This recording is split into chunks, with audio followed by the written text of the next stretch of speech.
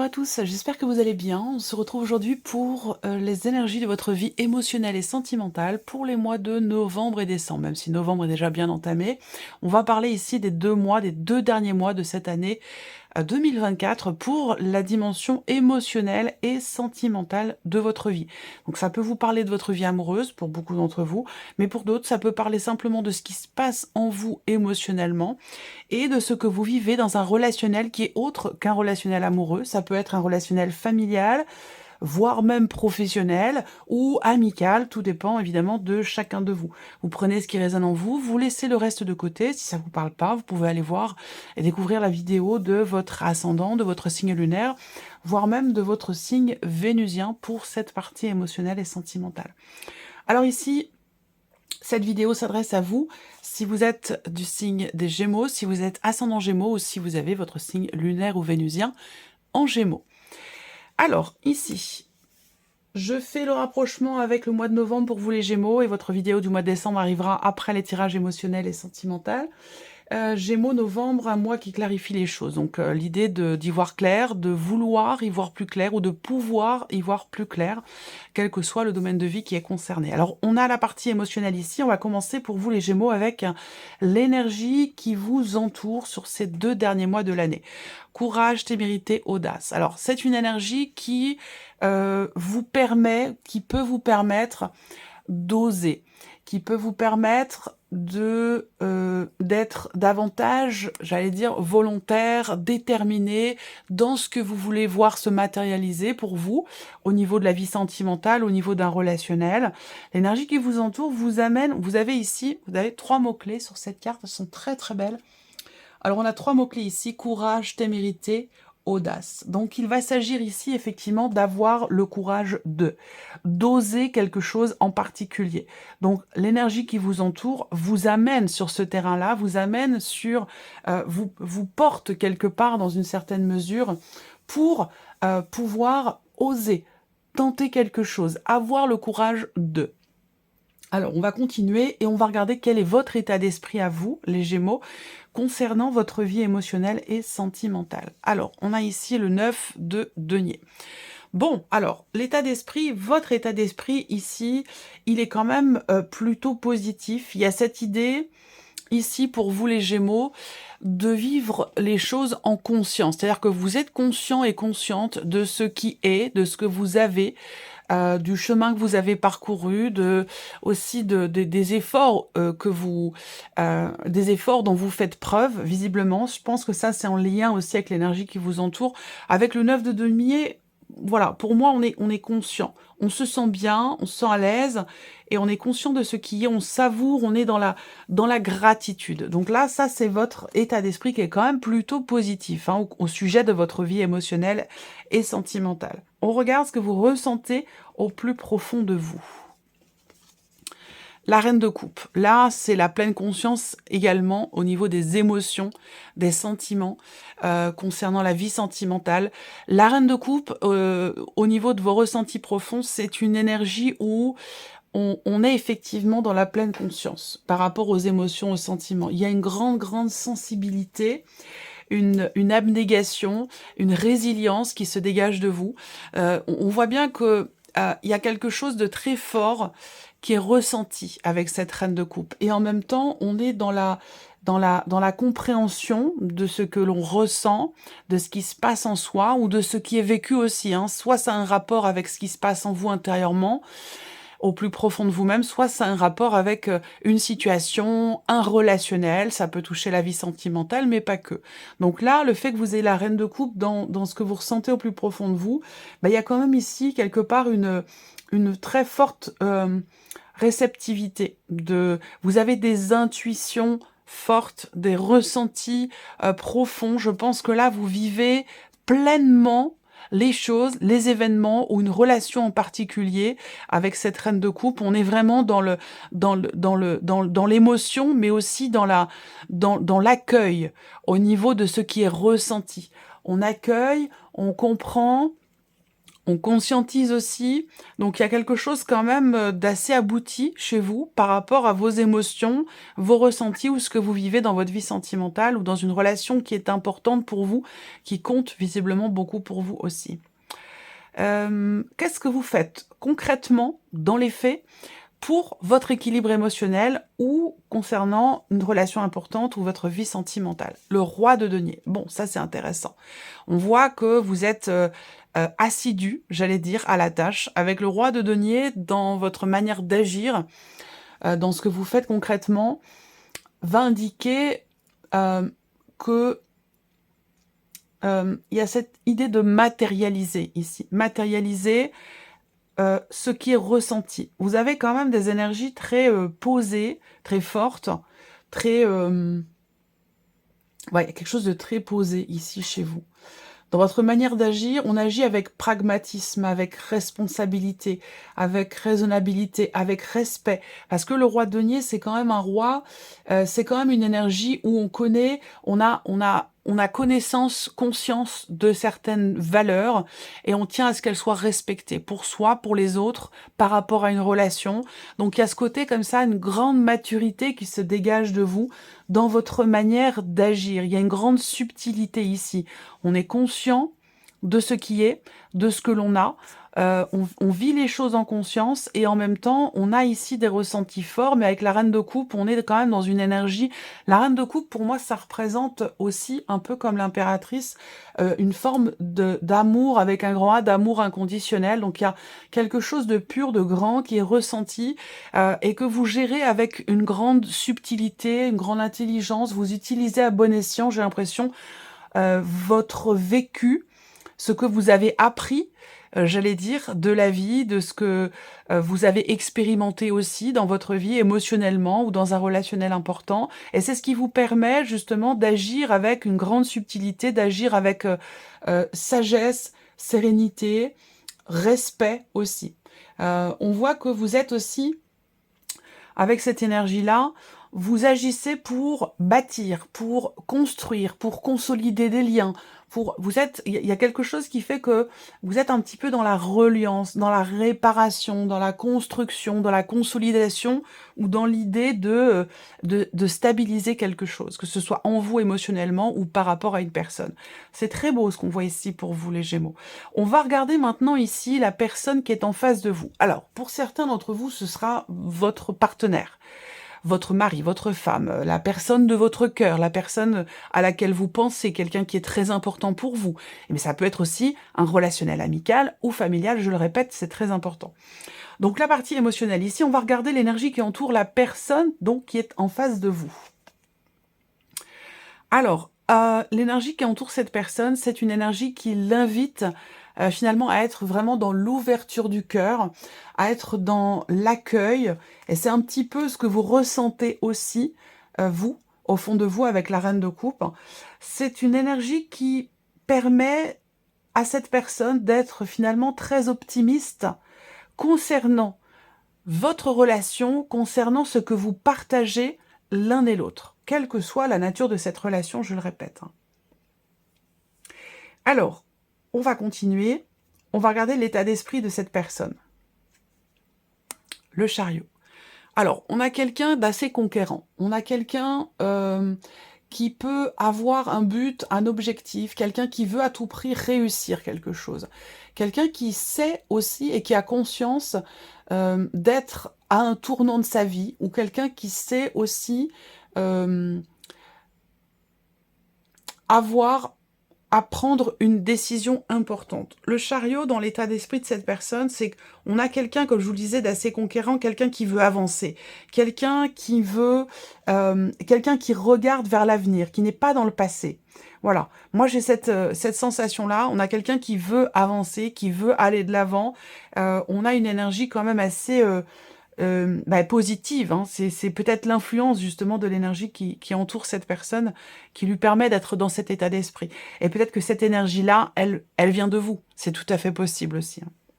On regarde ce que cette personne ressent au plus profond d'elle-même.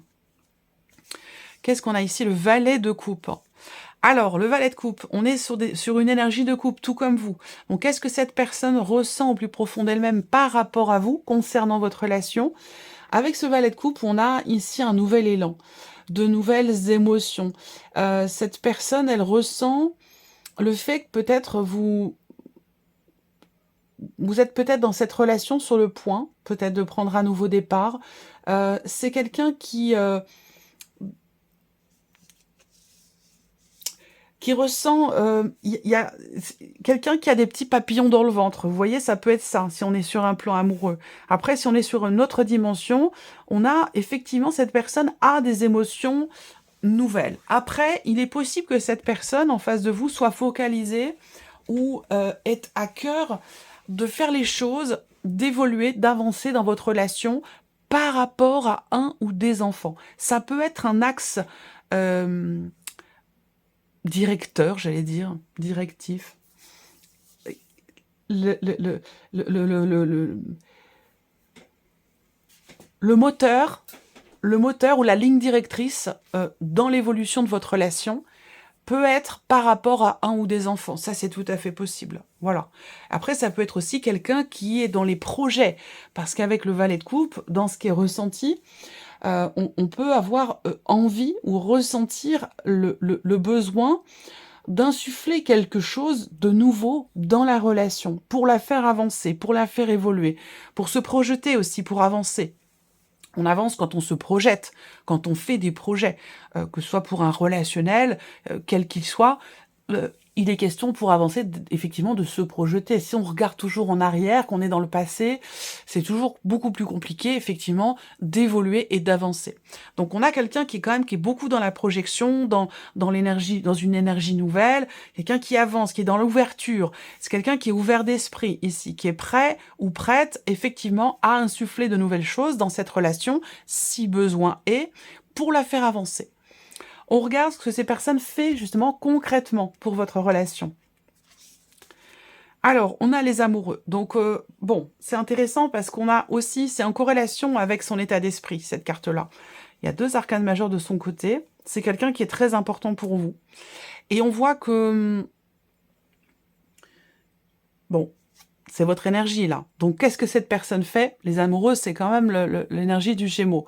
Donc, qu'est-ce que cette personne fait? Déjà, premièrement, elle agit grandement, en grande partie, pour vous.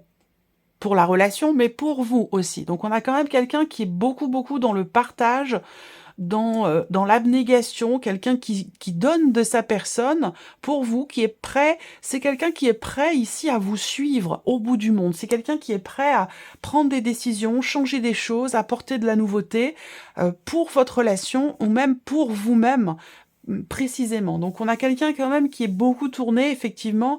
Votre relation est très importante pour cette personne. Et on a quelqu'un qui est dans les actes, qui est quand même, pour moi, je pense, dans l'action. C'est quelqu'un qui agit, qui fait en sorte de ne pas être dans l'hésitation pour vous, pour votre relation, par rapport à vous. On va mettre en corrélation ici vos énergies respectives avec le tarot. On va commencer par vos états d'esprit respectifs. Qu'est-ce que ça donne quand ça se rencontre? Vos états d'esprit respectifs. Ici, fusion de vos 2 états d'esprit.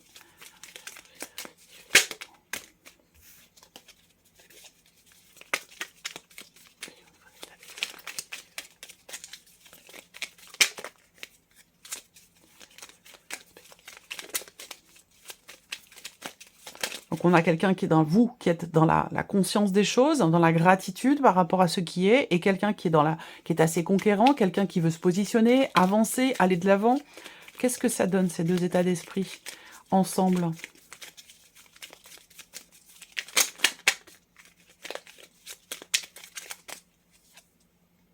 Oui, le 9 de denier toujours, hein, ici. Donc, on a une énergie très bénéfique pour ce relationnel et pour vous, émotionnellement ou dans votre vie amoureuse. Ce que ça donne, c'est une réussite quelque part ici. Donc en fait, j'ai l'impression que vous vous élevez mutuellement. Vous vous apportez mutuellement ce dont vous avez besoin l'un et l'autre et ça vous permet d'avoir un sentiment de quelque part de fierté.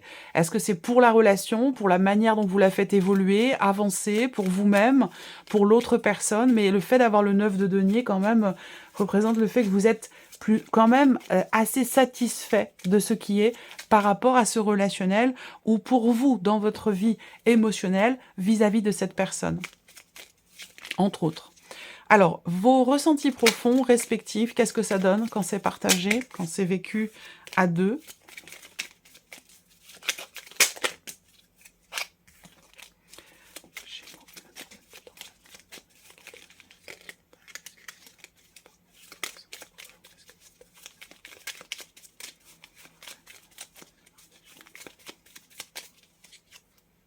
Le 8 de coupe, c'est-à-dire qu'on va de l'avant, on avance, on laisse derrière soi le fait que la personne en face de vous soit ouverte à la nouveauté, que vous soyez vraiment dans l'accueil, dans la compréhension et l'acceptation de ce que vous vivez, de ce que vous ressentez. Il y a une grande sensibilité ici, au fond de vous, dans ce qui est ressenti, dans ce qui est vécu au niveau de la vie sentimentale. Et quand vous partagez ici vos émotions respectives, eh bien finalement ça vous permet d'aller de l'avant, c'est ce que je vous disais tout à l'heure, ça vous permet de laisser derrière vous ce qui a besoin d'être lâché, libéré. Vous êtes en capacité l'un et l'autre ensemble par rapport à ce que vous ressentez respectivement, de vous délester de ce qui est obsolète, de laisser derrière vous ce qui a besoin de l'être, et puis d'avancer, d'aller véritablement de l'avant, de prendre un nouveau départ. On regarde ici dans les faits, dans les actes, ce que ça donne quand c'est partagé dans la relation, votre manière de faire. Alors, qu'est-ce que ça donne quand c'est partagé?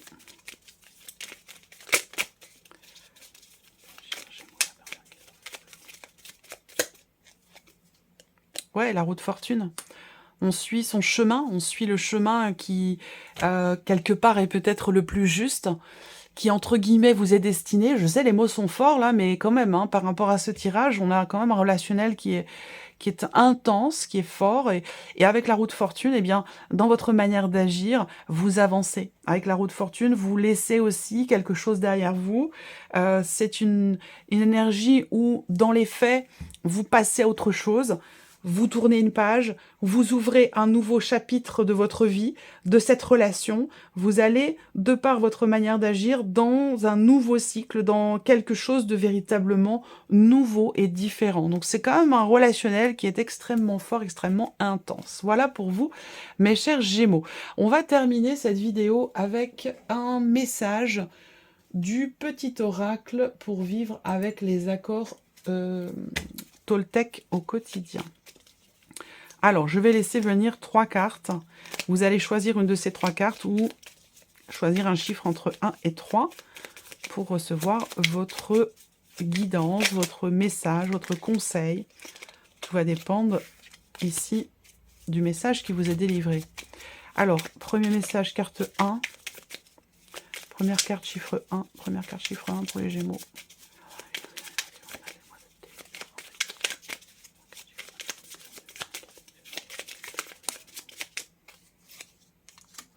Deuxième carte, chiffre 2. Le voici. Et troisième carte, chiffre 3.